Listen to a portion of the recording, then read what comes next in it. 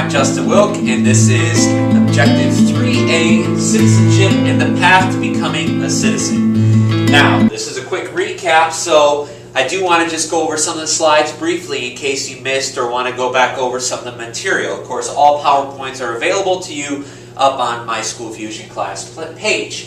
Now, I do want to go over and say again, citizens, they are individuals in the United States that share certain rights, and they get protection from our government in exchange for giving up some of their freedoms. And we'll get into that more. That goes with a little bit of political philosophy of John Locke, Thomas Hobbes, Rousseau. That'll come later when we talk about fundamentals. But for all right now, all you need to know is a citizen is someone who is entitled to the rights guaranteed by the United States Constitution and the Bill of Rights. This is quick stuff. Okay. So the first and most common way of becoming a United States citizen is simply by birth. This is if you are born in either any of the 50 states or the District of Columbia, which is not considered a state itself, or you can be born in an American territory, such as like Guam, Puerto Rico. Those are also considered eligible. You can be born on a military base as well. Former presidential candidate John McCain was born on a military base while his dad was serving in World War II. So that was perfectly acceptable because in order to run for president, you have to be a native-born U.S. citizen. So that worked for John McCain because he was born on a military base.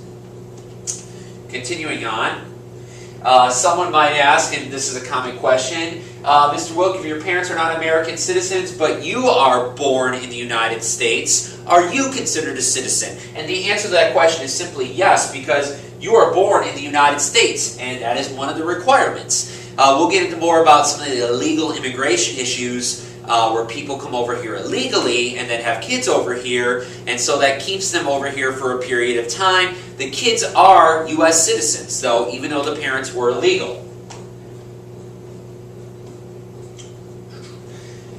Suppose your parents unexpectedly are on vacation somewhere overseas, although in most cases you're not allowed to fly in an airplane so far along in pregnancy, but because of the advances of modern technology and incubators, babies can be born premature and still survive, which is great about technology.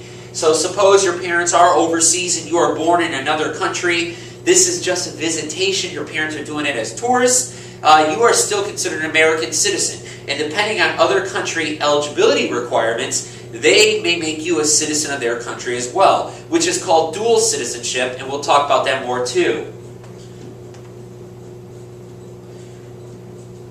So, there are a couple steps of becoming a United States citizen if you are not already one born.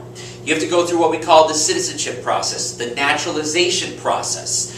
And this is outlined as something we call our 14th Amendment in our Bill of Rights. But, step one, you have to sign a statement with the INS, which is one of our government services located in the District of Columbia, Washington, D.C. The INS is in charge of immigration and naturalization. You have to sign a statement saying you want to come forward and become a United States citizen.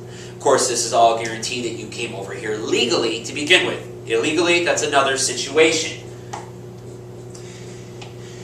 Most aliens, that's a term used, you can call them immigrants, legal, documented immigrants. Those must live in the United States for at least 5 years. However, there are other differences and disparities. If you happen in that time to marry an American citizen, it cuts your time down a couple of years as well. So that can work too. You go from 5 to 3. Step 2, you have to meet the year residency requirement.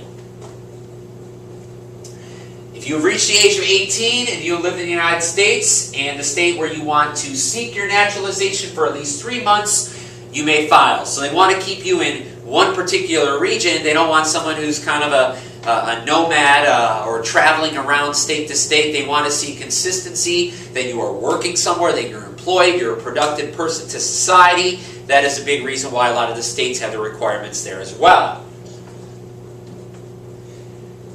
All your paperwork is checked out, and then you go through an interview with the INS, and this is where you take what we call your citizenship exam. Again, it varies the amount of questions. You have a huge comprehensive study guide, but in the end, the INS, they only select a handful of questions, and you must get them right.